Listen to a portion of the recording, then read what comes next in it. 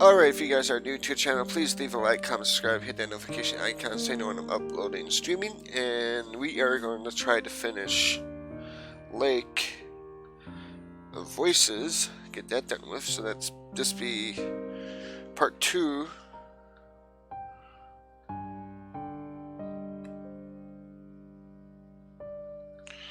of the series.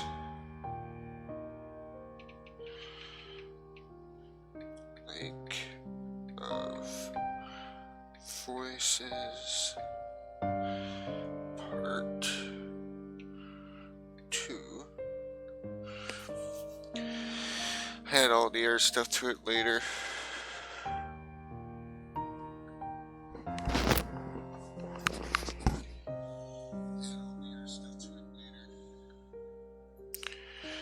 Alright, well, let's see if she is working.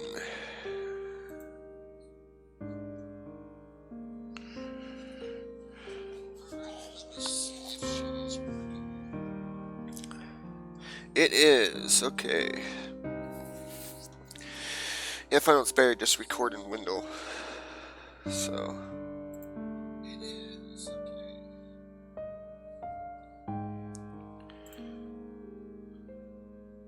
Alright, let's load from where we left off at.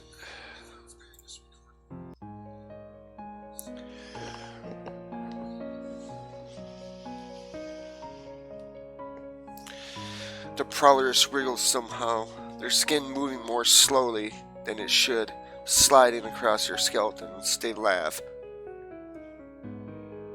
We already lost a lantern and it's only our first day. We can't keep doing this. Yes, we can't lose a lantern at this point. We're almost to the island. The guide rummages through his coat with his free hand. What are you planning?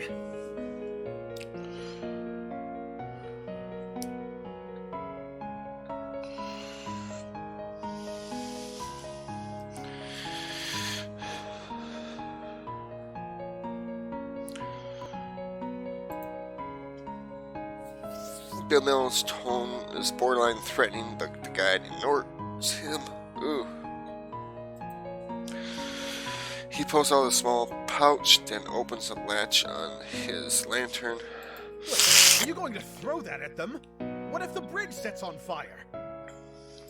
It will. We're going to run. This is insane!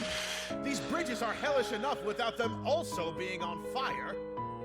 And what about the other man? If he's still out there, this could... He's dead. We're not losing another lantern. He says with such a detached certainty. Inevitable. Okay, it's got an achievement. Detached certainty. It as if he saw it happen himself. No one argues with him. Ooh. The guy steps closer to the prowlers. He falls into a step behind him, staying close to his back. What the hell just happened there? He bends his lantern back down until it is lowered to his outstretched arm. The pouch in his hand is set aflame. With a practiced flick of the wrist, he swings the staff back and up. The glass on the lantern snaps closed. Don't get left behind.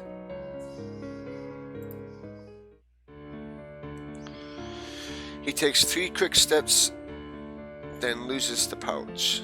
Then tosses the pouch. Okay. The prowlers are back to the water before the pouch even lands. As soon as it does, the fire starts to lick and curl itself around the wood. The guide breaks into a sprint, and so do the rest of us. The blaze grows despite the heavy dampness from the lake. These bridges aren't normal bridges, of course. That's true. Nothing here is right. Hopefully they won't collapse with the flames. We stay on the guy's heels, almost too close for comfort. He stops abruptly. We all crash into one another. Maybe he fell off the bridge. Then the war tilts. It was mid-stride when I put my foot down. The bridge isn't where it was. It lurches to one side, either because it was weakened or pushed. Oh, that's some bogus. PeoPle and I managed to keep our ground, but Margaret falls to the ground. At least I thought that was what happened. She starts pawing the bridge. My glasses fell off. I can't see. The guide, having regained his balance, presses on. He doesn't even bother to look at her. Ooh. PeoPle and I run to Margaret, scanning the bridge, but there's no sign of her glasses. The flames are growing thicker and closer. The heat lies sucking close enough to nip at her heels. I grab Margaret's arm. The glasses aren't here anymore. We have to go or we'll lose the guide. Margaret squints up at me, face paler than ever. She nods and stands. We start after the guide again. As our storm of feet thunder across the boards, a silver begins to rise into view. Just above the edge of the water. It's the island. The island, I squint and suddenly make out the craggy forms of land and earth. I see it. We're almost there. Safety at long last at sight. New energy surges through me. We push ourselves faster, longing to put these godforsaken bridges behind our backs. All at once, the bridge ends, and out an entire group rushes ashore Earth. Solid Earth, a haven from the water. I catch my breath while still moving even further away from the dark shoreline. I can't believe we actually made it. Even more difficult is the idea that we are only halfway done. When night falls once more, we have to do it all again. Oh my god, that would suck.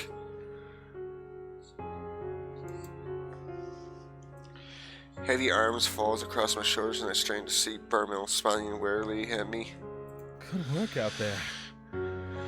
No problem, no problem. It's not an unusual commendation of a job well done. There's sadness, perhaps even sympathy in the sentence.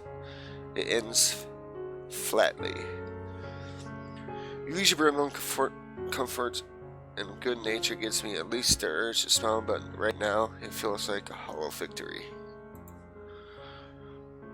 He moves to face Margaret, who is squinting at the surrounding area. Good work out there.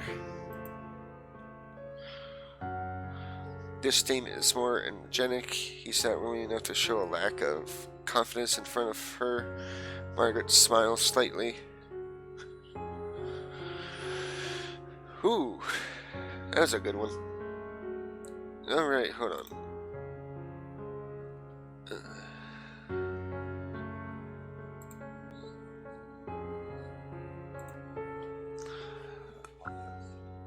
I'm gonna go use the restroom real quick. I'll be right back.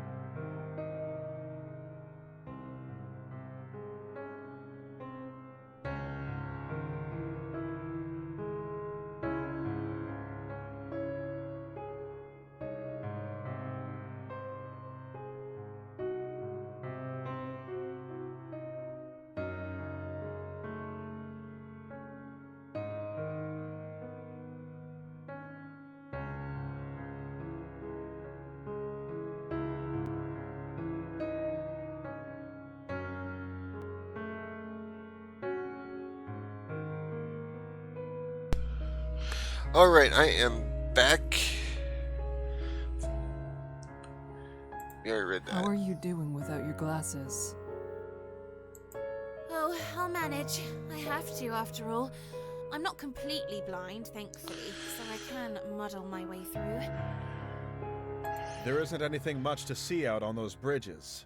As long as you stay away from the edge, you should be as safe as you were before.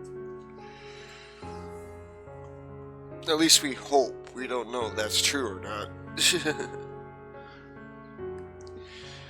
I'll be right back. Guys, I'm gonna...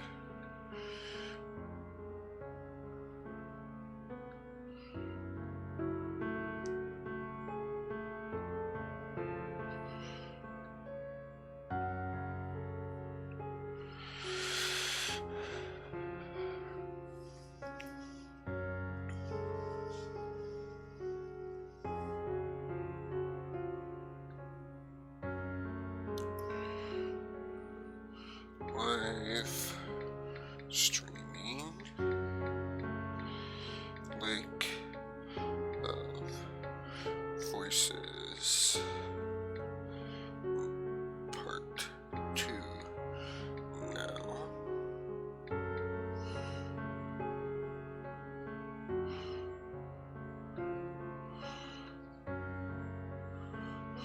Alright, we gotta read what my finger's doing, damn it.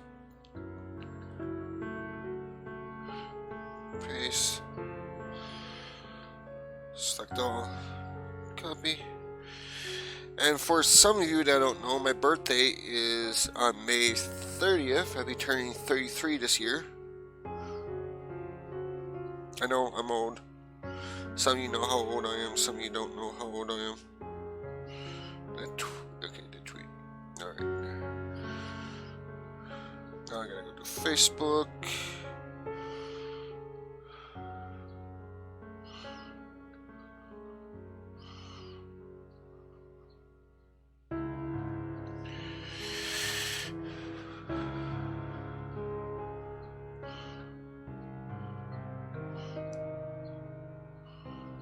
An anime fan so.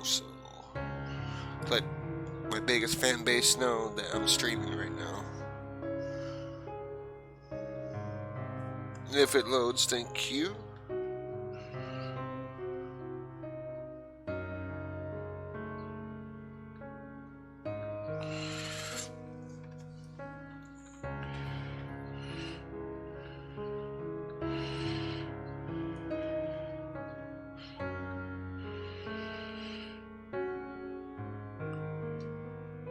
Are we still...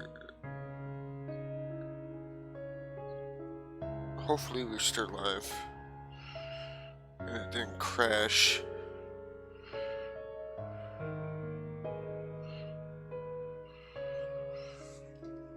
One way to find out. That's true. It will be fine.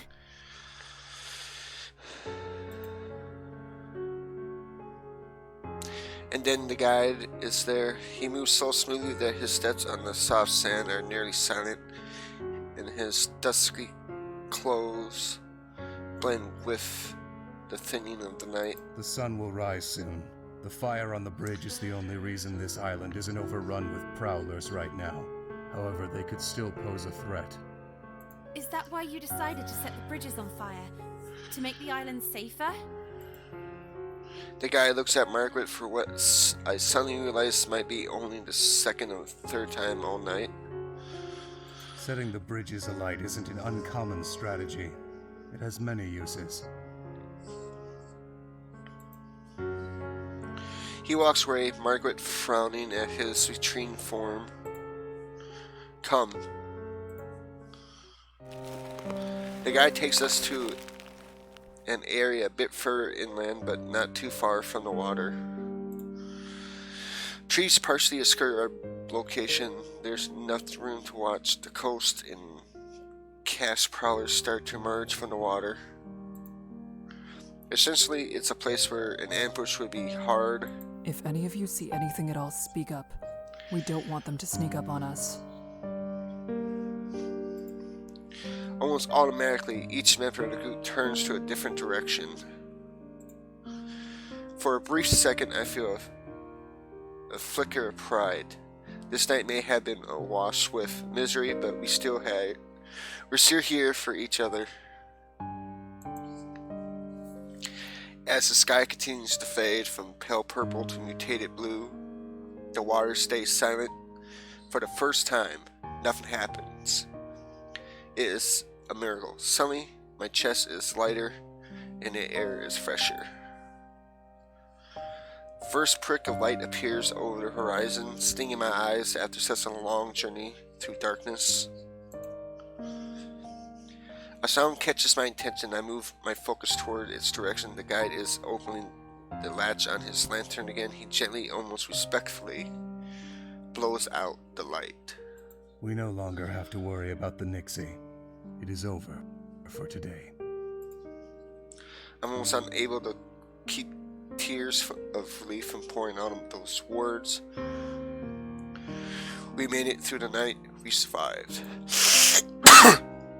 No one feels the need to speak. We look at each other and understandingly passing between us. Then we find our own space as comfortable as we can get and lie down for the rest we weren't sure would ever come.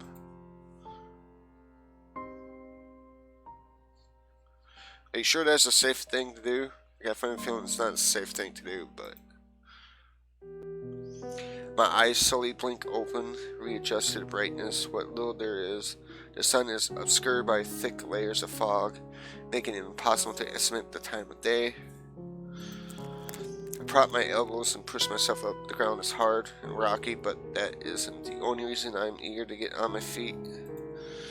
I check my surroundings. The harsh, craggy earth of the island is interlaced with twisting vines and snarled branches. Beside me, Bemel and Margaret are still fast asleep. The guide, however, is nowhere to be seen. I realize that I don't recall seeing him lay down with everyone. It's like he left us hours ago. What an ass. He's just like, that's right, go to sleep, and I'm out. Bye-bye, be seeing ya. There's a creepy silence here. I can't help but shudder at the hollow, arching feeling inside of me. It refuses to relent. I shift my weight back and forth, unsure of what to do with myself. Memories of last night, hurrying journey thicker through my mind. Bemel wakes up suddenly, rising with alarm and startling Margaret awake as well.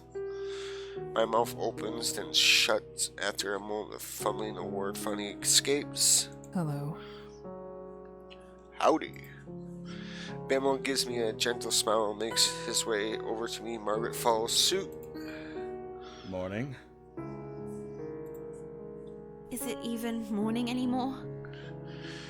Just be glad you guys didn't sleep through the whole night to wake up and find those damn things just sitting there looking at you while you're sleeping, because there would have been some bogus